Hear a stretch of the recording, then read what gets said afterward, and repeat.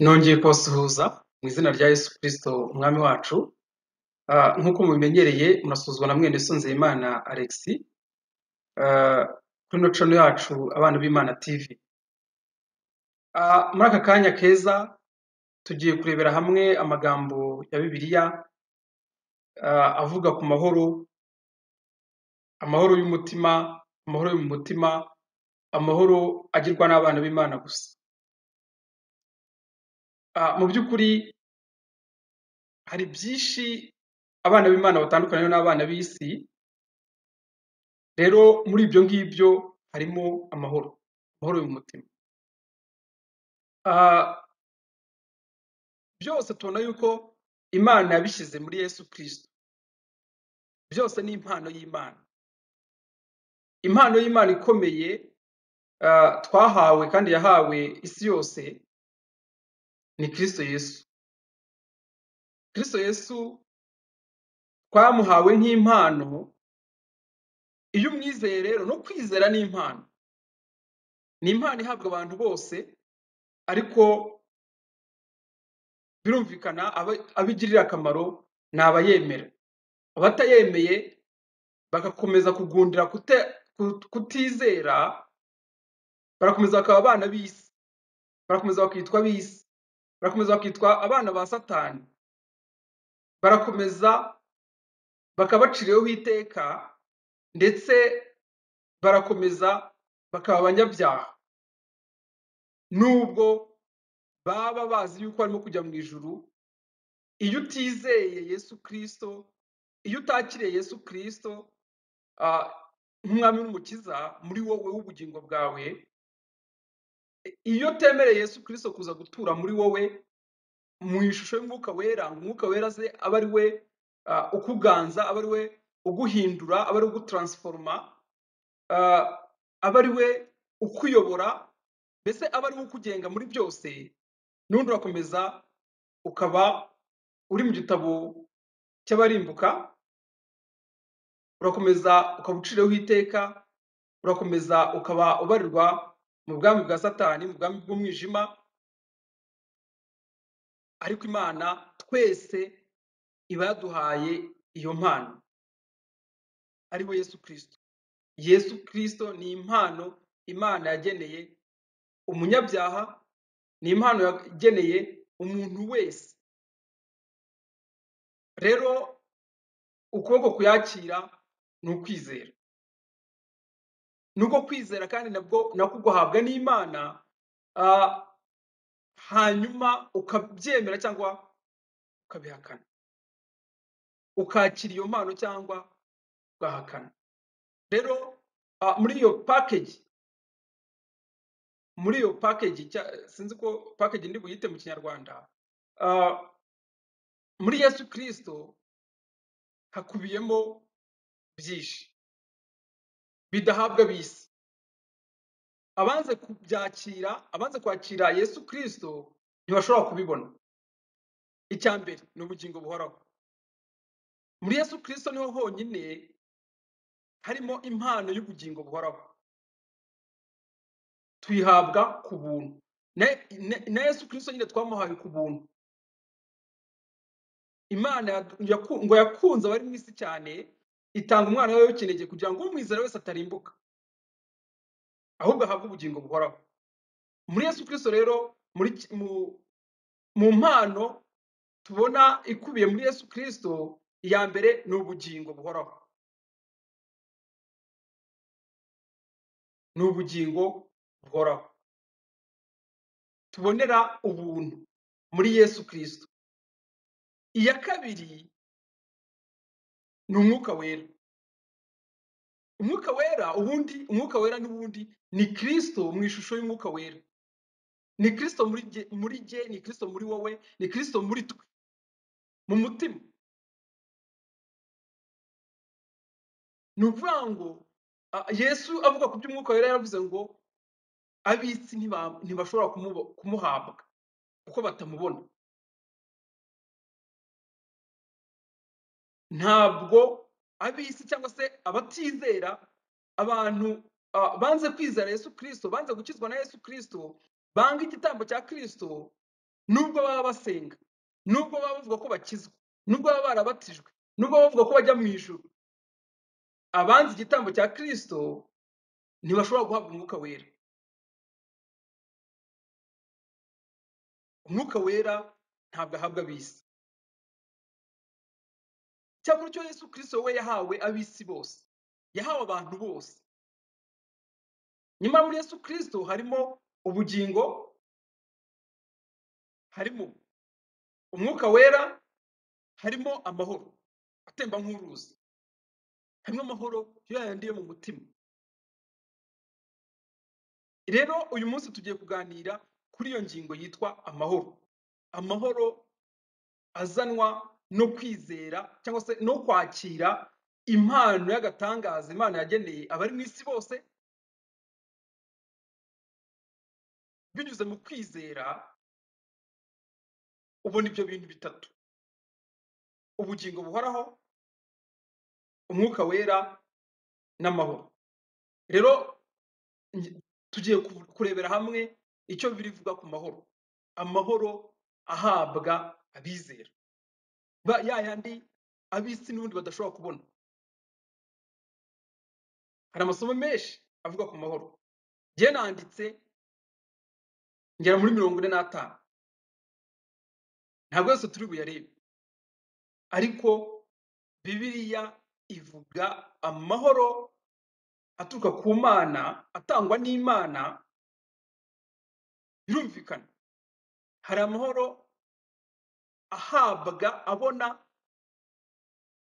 yakirwa n'uwemeye kwakira Yesu Kristo, n'uwizeye Yesu Kristo. Yesu yaravuze ngo mwizere Imana, cyangwa mwizere Imana nanjye munyizere.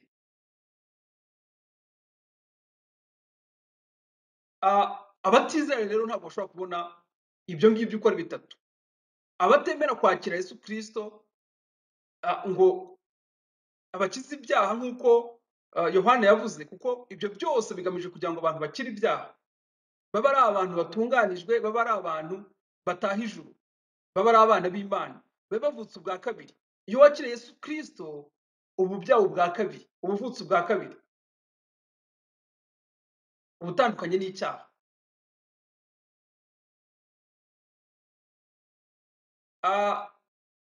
Iyo dusomye mu ba Efeso igice cya mbere ku murongo wa 3 haravuga ngo, umutwe w'amagambo uravuga ngo imigisha y'Imana ibonerwa muri Yesu Kristo, cyangwa se imigisha y'Imana ibonerwa muri Yesu Kristo. Abantu benshi bifuza imigisha. Ibyo byose Imana iha abana bayo ni umugisha. Hari imigisha y'ibigaragara. Ibiriya byo, ibingibi bigaragara bya hano mu isi, ibingibi abantu birirwa barwana nabyo, birirwa birukankaho, birirwa bagira gute, ariko ni iby'igihe gito. Ndetse ibingibi abantu bifuza, Bibiliya ivuga ngo isi irashirana no kwifuza kwayo. Ibingibi by'isi ntabwo bigira nyirabyo. Iby'isi ntibigira nyirabyo. Uyu munsi uba ubifite, ejo ukabibura. Babandi batari bafite namba, bakaba ari bo noneho bahinduka ba nyirabyo. Isi birababaje, binatangaje ko ku isi umuntu ashobora no gutunga iby'isi atigeze anabiruhira. Mu manyanga, mu nzira zitandukanye, abantu bashobora kubona iby'isi mu buryo butandukanye. Hari n'ababihabwa n'Imana, kandi koko n'ubundi byose ni iby'Imana, ariko Imana ibyo ngibyo by'isi, iby'isi byo ibiha bose. Iyo migisha yo mu by'isi, ibingibi bigaragara, biboneka, bifatika, ibyo ngibyo byo Imana ibiha abantu bose itarobanuye. Kimwe n'uko abantu bose bahaka Yesu Kristo, abantu bose yabahaye Yesu Kristo itarobanuye. Abantu bagatandukanywa n'uko bamwe babyemeye, bamwe bamwakiriye, abandi bakanga kumwakira.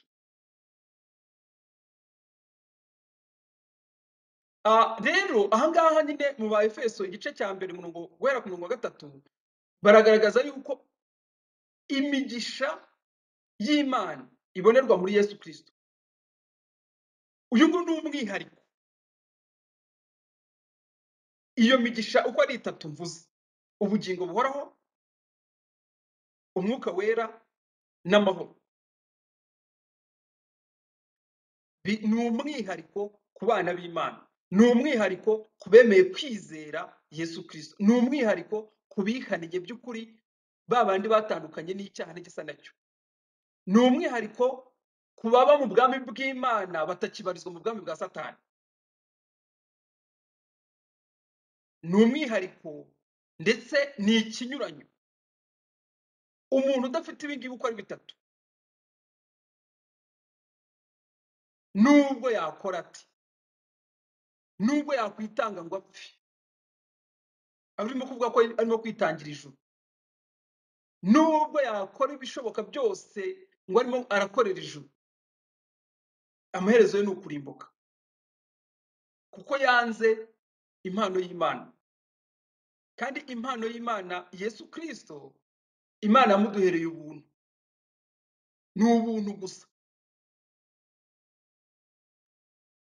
Ku murongo wa gatatu aravuga ngo Imana y'umwami wacu Yesu Kristo ariyo na se ishimwe, kuko yaduhereye muri Kristo imigisha yose y'umwuka yo mu ijuru.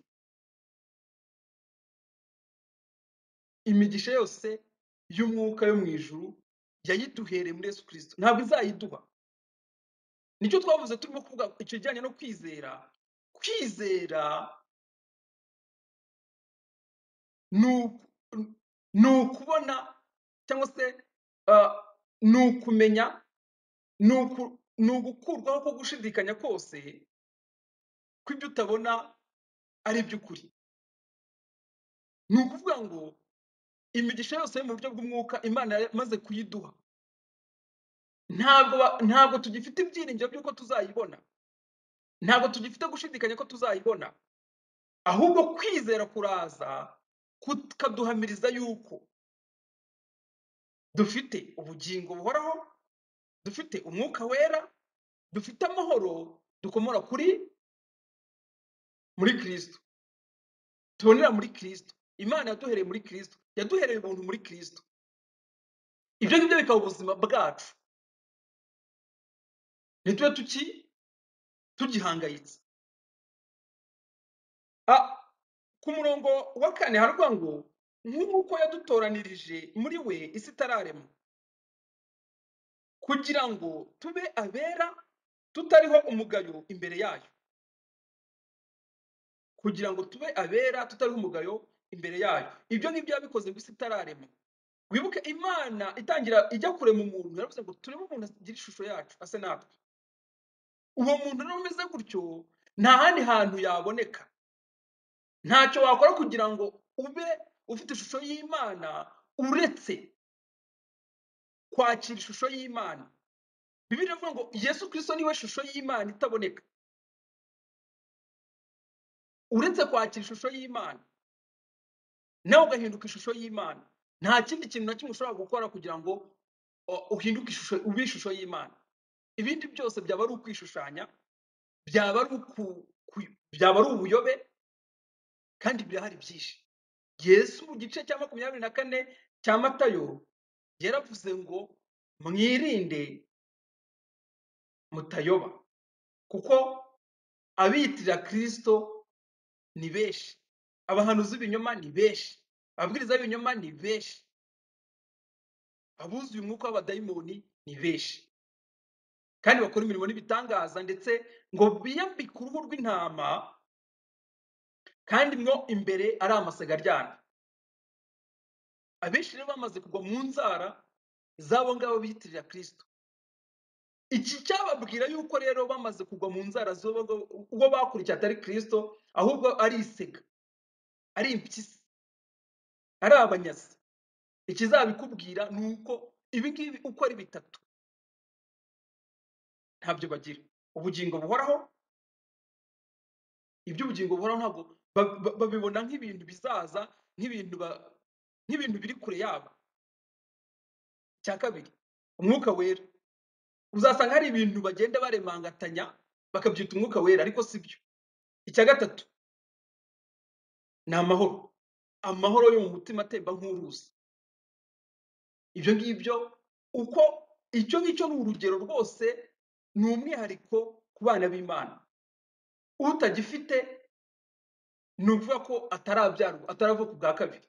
Nubwo yaba asenga, nubwo yaba abwiriza, nubwo yaba afite ibyiringiro byo kuzajya mu ijuru. Kwizera ntabwo ari ibyiringiro.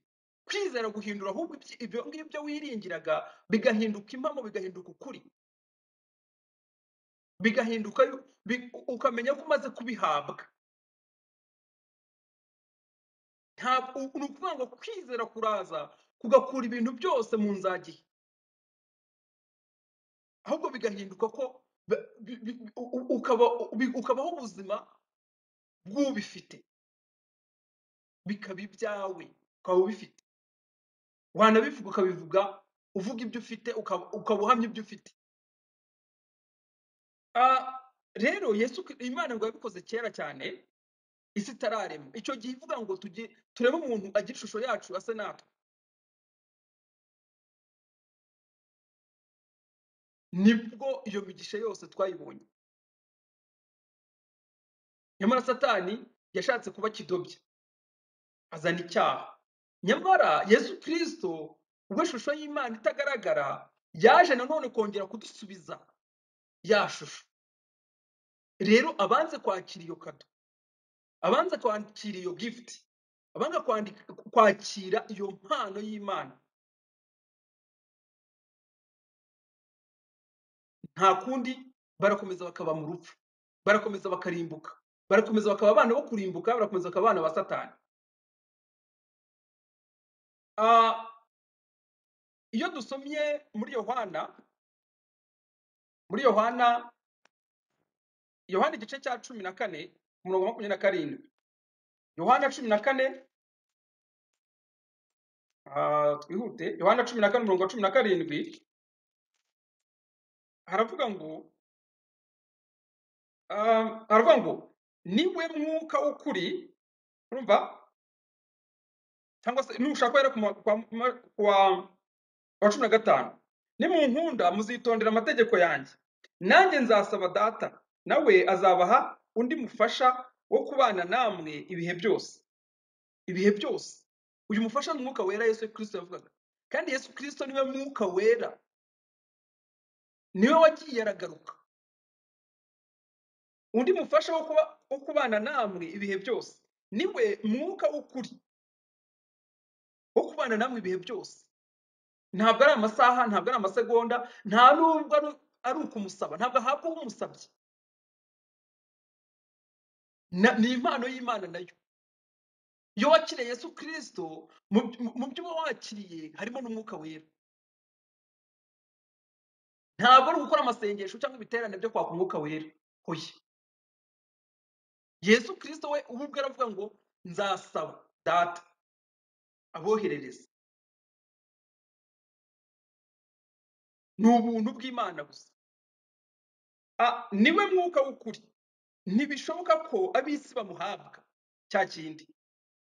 Ab'isi ntabwo bashobora kumuhabwa, nubwo bamusaba, nubwo bakwinginga bati, nubwo bakora amasengesho ameze ati, ntabwo bashobora kumuhabwa ab'isi.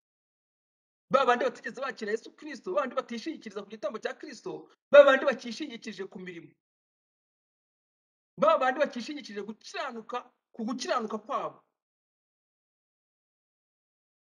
batishingikirije ku gukiranuka kuzanwa no kwizera gutangwa n'Imana. Uko gukiranuka ni Kristo. N'ubundi azitwa iteka gukiranuka kwacu. Abakishingikirije ku gukiranuka kwabo, abakigishwa gukiranuka, abakirwana no gukiranuka, ntibashobora guhabwa uyu mwuka. Kuko ab'isi ngo niwe mwuka w'ukuri, ntibishoboka ko ab'isi bamuhabwa kuko batamurora kandi batamuzi. Ariko mbweho muramuzi kuko abana namwe. Wabanaga nabo ni Kristo. Rero n'ubundi abameneye ibanga aravuga ati n'ubundi nige mwuka wera rega. kuko abana namwe. Yajyaga ababwira akababwira ngo nintagenda ntabwo bishoboka ko uwo mwuka aza cyangwa umufasha aza. Ni ukuvuga ngo Yesu yaragiye ahita agaruka mu buryo bw'umwuka, ariko ageze kubaza arabaza ngo mbese umwana w'umuntu nagaruka mu isi azasanga kwizera kukiri mu isi? Twarabibonye turimo kwiga ku cyo kwizera. Yesu Kristo agaruka mu buryo bw'umwuka. Mu Byahishuriwe 3:20 akavuga ngo dore mpagaze ku rugi ndakomanga, umuntu niyumva ijwi ryanjye agakingura nzinjira dusangire. Abantu bagitegereje Yesu uzagaruka ku munsi w'imperuka. Ku munsi w'imperuka abantu bazarimbuka. Abantu batigeze bakira Yesu Kristo mu ishusho y'umwuka wera, nubwo baba barakoze imirimo myiza gute bazarimbuka. Nubwo baba batarakoraga ibyaha mu buryo bugaragara, nubwo baba bararetse gukora ibyaha bazarimbuka. Kuko Yesu Kristo agaruka mu buryo bw'ishusho mu ishusho y'umwuka wera. Ku ntumwa yagarutse ku munsi wa Pentekote burya. Ntabwo intumwa zari zikitegereje umunsi w'imperuka hoya.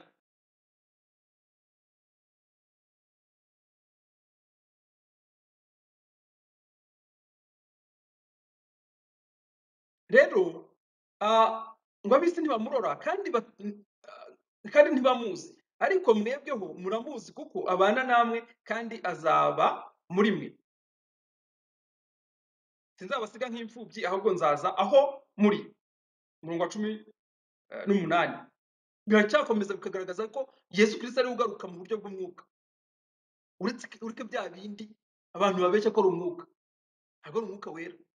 Biriya ni ibindi, ni imyuka runaka. Mu wa 19 hasigaye umwanya muto ab'isi ntibabe bakimbona, ariko mwebweho muzambona kuko ndiho namwe muzabaho. Ab'isi Yesu Kristo agarutse mu buryo bw'umwuka. Yesu nk'ishusho y'Imana itagaragara. Yesu Kristo wavukiye kwa Mariya. Ab'isi bose baramuhawe, ab'isi bose baramubonye. Yego, abantu bose bari bemerewe kumubona, abantu bose baramuhawe. Ni impano yahawe abantu bose. Ariko ku bataramwizeye abo ngabo arimo kwita ab'isi ntabwo bamubona. Ku murongo wa 19 aravuga ngo hasigaye umwanya muto ab'isi ntibabe bakimbona, ariko mwebweho muzambona kuko ndiho namwe muzabaho. Nidushaka tube rino somo turekeye hano kubera ko ntabwo turimo kuvuga ku mwuka wera. Umwuka wera nayo ni impano y'Imana itangirwa ubuntu, ariko igahabwa abakiriye Yesu Kristo, abemeye gukizwa ibyaha na Yesu Kristo. Dore ntama w'Imana udakuraho ibyaha by'abari mu isi. Abemeye ko Yesu Kristo aza agakuraho ibyaha byabo, babandi bakibikora, babandi bakibyihana, babandi bakizeho strategy zo kubyihana n'iki byose, babandi bakizeho uburyo bwo kwezwa no kugira gute no gutunganywa, ibyo birabareba. Yohana yaravuze ngo dore ntama w'Imana udakuraho ibyaha by'abari mu isi. Iyo wakiriye Yesu Kristo ibyaha bivaho, ntabwo ukibikora. Kandi ntabwo wahabwa umwuka wera ugikora ibyaha. Icyo ngicyo ni kimwe. Ntabwo wagira amahoro ugikora ibyaha. Icyo ni icya kabiri. Ntabwo ubugingo buhoraho bwo honyine, ubundi ahari icyaha nyine uba wirukanye ubugingo buhoraho.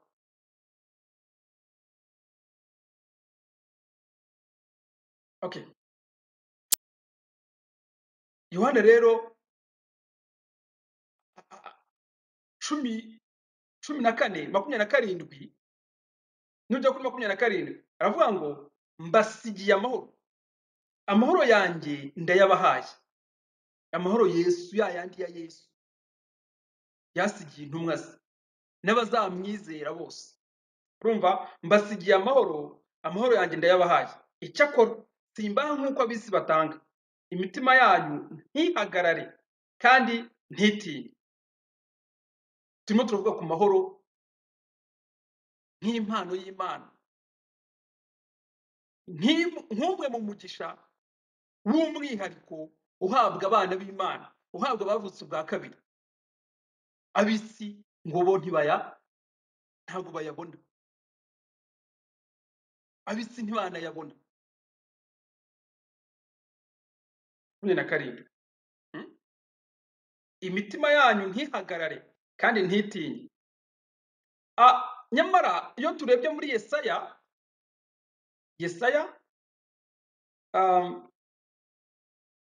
mu gice Yesaya igice ni icya 57. Yesaya 57.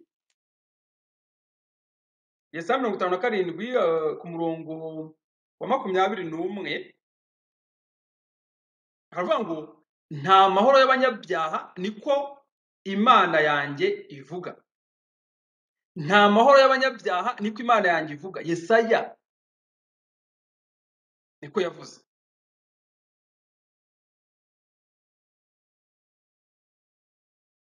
Ku wa 20 yari yavuze ngo ariko abanyabyaha bameze nk'inyanja izikuka uko itabasha gucayuka, amazi yayo azikura isayo n'imivumba.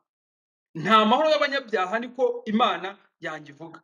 Icyo wakora cyose, kimwe mu bintu bizakwereka ko ibyo urimo kwikina, urimo kwikirigita ugaseka, wayobye, ndetse wayobye cyane, wahabye, wakurikiye abadayimoni, wakurikiye inyigisho z'abadayimoni, nuko uzabura amahoro, nuko aya mahoro utazayabona. Kuko aya mahoro ni umwihariko w'abana b'Imana, ni umwihariko w'abakiriye Yesu Kristo,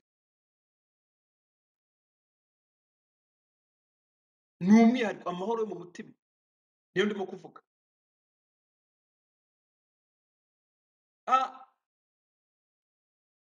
Matayo, cyangwa se reka turebe muri Matayo igice cya 10. Amasomo ni menshi, ntabwo turi burasome yose, cyangwa se dushake tubishyiremo ibice. Igice cya 10 muri Matayo ku murongo wa 6 haravuga ngo ahubwo mujye mu ntama zazimiye. Matayo ni Luka. Matayo igice cya 10 umurongo 34.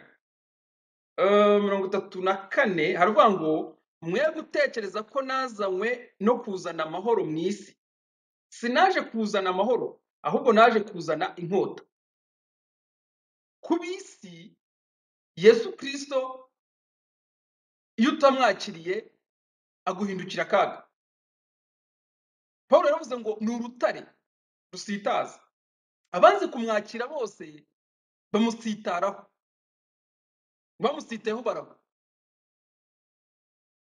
Kubanze kumwakira, hahandi Paulo yavuze aravuga ngo amagambo, ngo ijambo ry'umusaraba kubarimbuka ni ubupfu.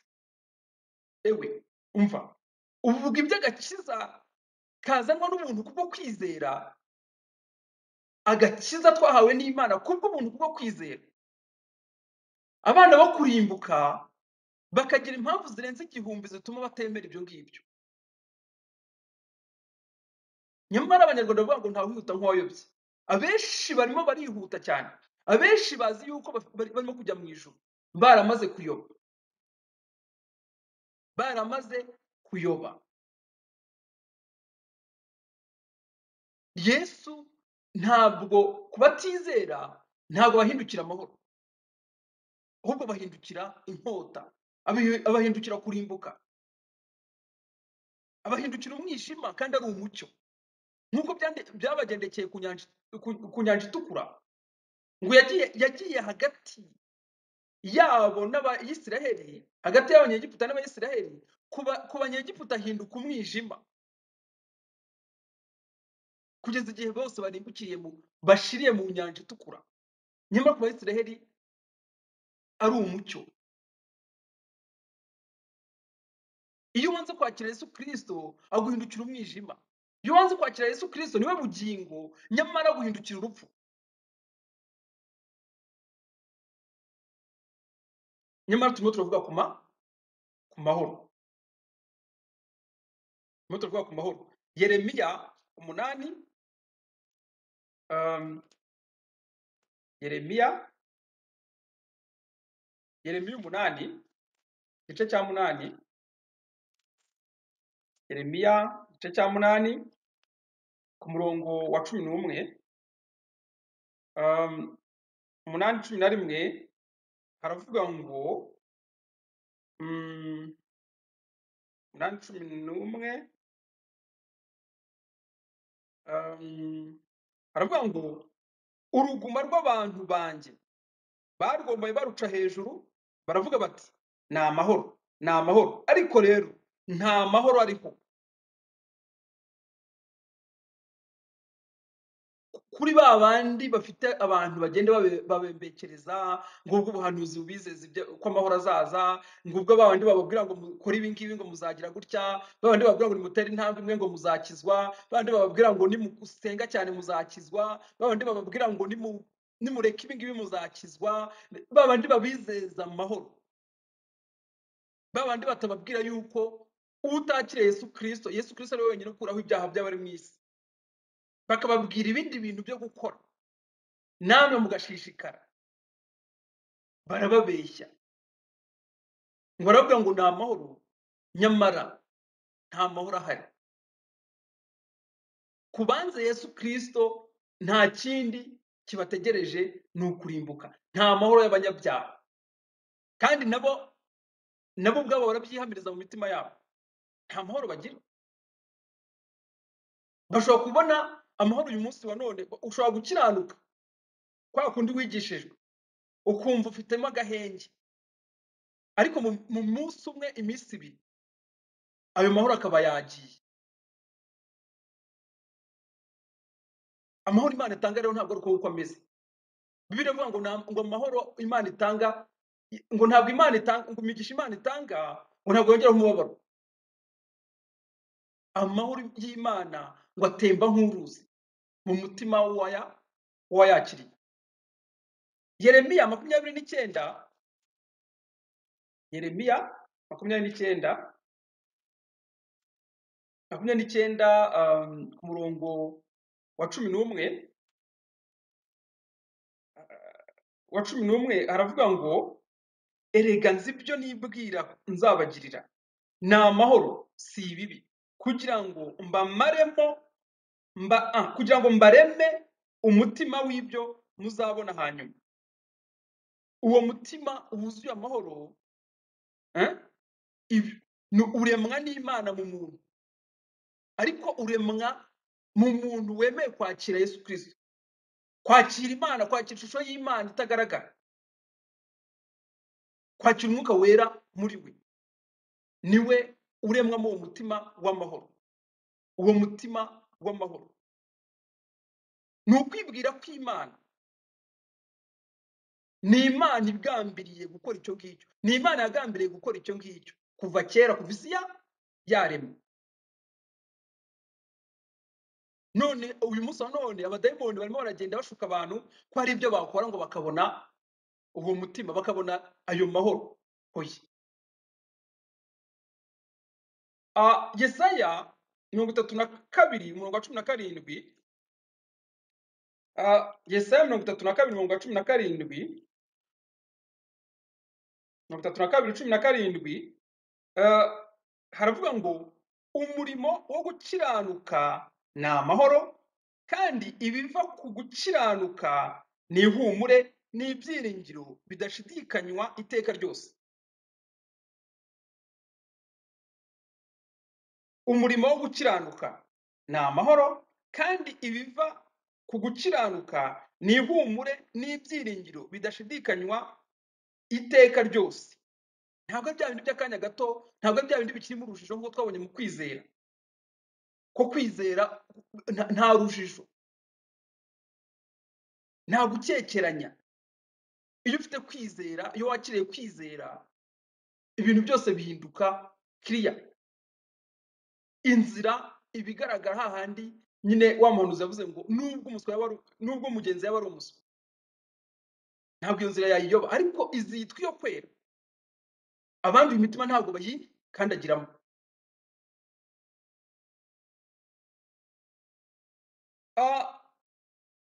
Iyo ugiye ukareba muri Yesaya 48, Yesaya 48, Yesaya 48,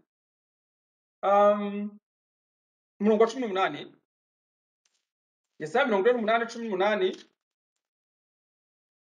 48, 18, aravuga ngo iyaba warumviye amategeko yanjye uba waragize amahoro ameze nk'uruzi, gukiranuka kwawe kuba kwarabaye nk'umuraba w'inyanja. Luka 19, Luka igice cya 19 avuga iki? 19, Luka 19:42 haravuga ngo uyu munsi nawe iyo umenya ibyaguhesha amahoro, ariko noneho bihishwe amaso yawe. Yesu arimo kubwira Yerusalemu, ageze hafi abona umurwa, arawuririra ati, Yesu arira Yerusalemu niyo titire y'amagambo, ati uyu munsi iyo wari umenye icyaguhesha amahoro. Yesu Kristo ngo yaje mube ariko abe ntibamwemera. Yesu Kristo hariya yavukiye, hariya yakoreye ibitangaza, imirimo n'ibitangaza bitandukanye, ntabwo bigeze bamwakira nk'umucunguzi, ntabwo bigeze bamwakira nk'umukiza.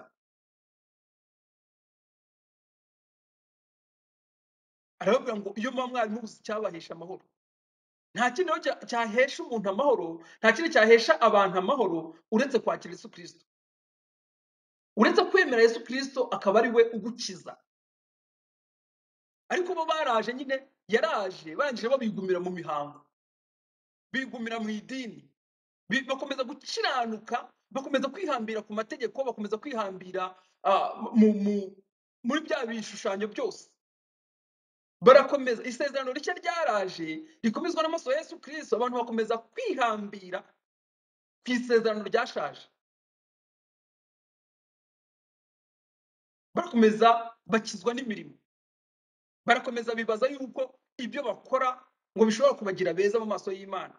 Ikibabaje n'uno munsi wa none, nyuma y'imyaka hafi 2000 Yesu avuye mu isi, amadini yose yigisha mwene ku gukiranuka, uku gukiranuka guturuka mu mirimo. Nyamara abadafite gukiranuka kuzanwa no kwizera ntabwo bashobora kunezeza Imana. Udafite kwizera ntashobora kunezeza Imana. Mu yandi magambo, umuntu utarizera nubwo yakora ati, mu maso y'Imana birakomeza bikabarwa nk'ibicucu, birakomeza bikabarwa nk'icyaha. Ndetse turimo kwiga ibyo kwizera. Pawulo yaravuze ngo, n'ubu ari muri Efeso, mu Efeso hari igice cya 11, yaravuze ngo, n'icyo gice kitabaho mubabarire, Pawulo yaravuze ngo umurimo wose udakoranwe kwizera ni icyaha.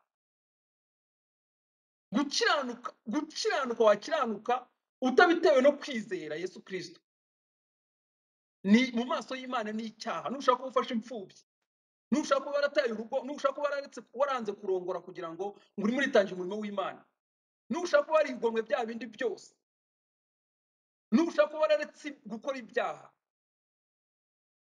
ariko utarakiriye Yesu Kristo, urimo kuyobya, warayobye, urimo kuyobya n'abandi, ibyo ngibyo ni icyaha. Turimo turavuga ku mahoro. Ariko Yesu ati, iyo wamenyaga icyaguhesha amahoro. Nyamara hakurikiraho aravuga ngo nashatse kubabundikira, shaka kubabundikira mukanga.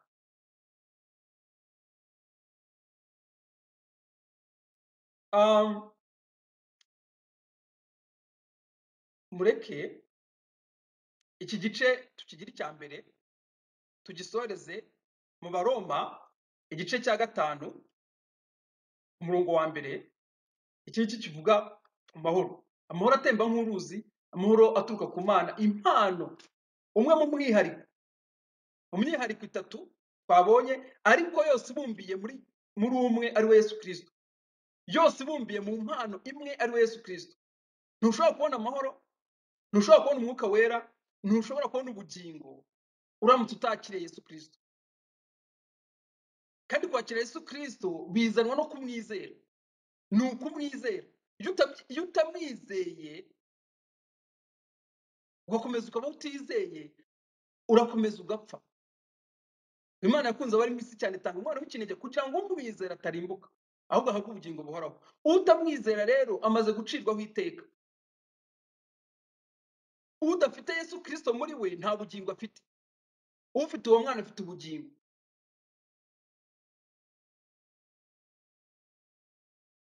Inyigisho zigisha imirimo, inyigisho z'amadini atandukanye, inyigisho z'abahanuzi, ubuhanuzi bw'abahanuzi bo muri iyi minsi batandukanye, abita abakozi b'Imana batandukanye, butavuga iki? Butavuga Yesu. Butavuga Yesu gusa nk'ishingiro ryo kubona imigisha yose mu buryo bw'umwuka. Imana iduhera muri Yesu Kristo. Abantu uzasanga barimo kwivugira iby'imigisha iyi ngiyi hano mu isi.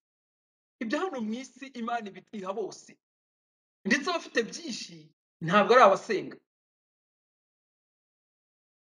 Abafite byinshi ntabwo ari abasenga.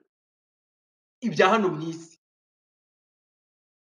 ntibivuze yuko Imana itabihuha, ariko Yesu Kristo yaravuze ngo mubanze mushake ubwami bw'Imana no gukiranuka kwayo, ibindi byose muzabyongerera. Abafite iby'isi nk'inyongera babaho batuje. Ababanje kwakira Yesu Kristo, abanje kwakira agakiza, abanje kwakira Yesu Kristo mu mitima yabo, abo Yesu Kristo yakijije ibyaha byabo, iby'isi ntibishobora no kubagusha. Nubwo bagira ibingana iki ntabwo byabagusha. Ariko ababanzi by'isi ntibashobora kuragwa iby'ijuru, ntibishoboka. Ababanzi imigisha y'iby'isi y'ibigaragara bakaba ari nabyo bashyiraho umutima, ubwo ngubwo baba bakuye umutima ku mugisha w'iby'ijuru, baba bakuye umutima kuri Kristo. Ko Yesu yaravuze ngo mukure umutima yanyu ku by'isi.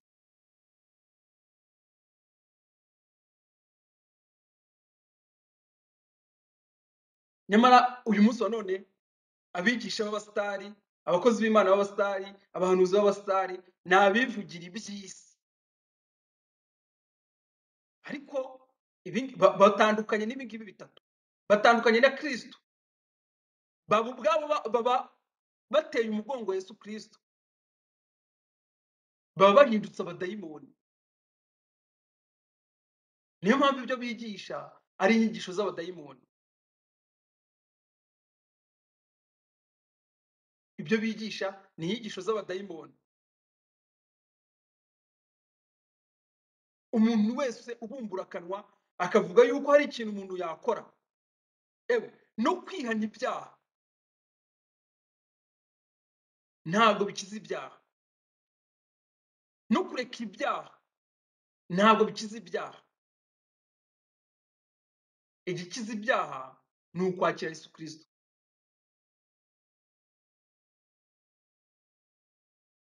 No kwatura ibyaha ntabwo bikiza ibyaha, no kurira, no kumva umuntu ufite umutima umenetse ukarira, ukajya ari ukatura, ukagambirira muri wowe ukavuga uti jyewe ntabwo nzongera gukora ibi ngibi. Ibyo ntabwo bikiza ibyaha, kuko ikibazo ni kamere ikora icyaha, kandi kamere ikora icyaha ikurwaho na Yesu Kristo, igasimburwa n'umwuka wera, akaba ari ukuzura. Naho biriya usengera ngo ukabana nabyo ngo bibangamiye, ukabana nabyo ngo ejo numvise ikintu giteye agahinda. abantu bafite umwana urwaye, ndende nkuru hari abandi bayumvise. Abantu umugore ati uyu mwana naramuka akize nzakizwa. Urumva? Umugabo ati nanjye nzahita nkizwa, nzahita ndeka inzoga.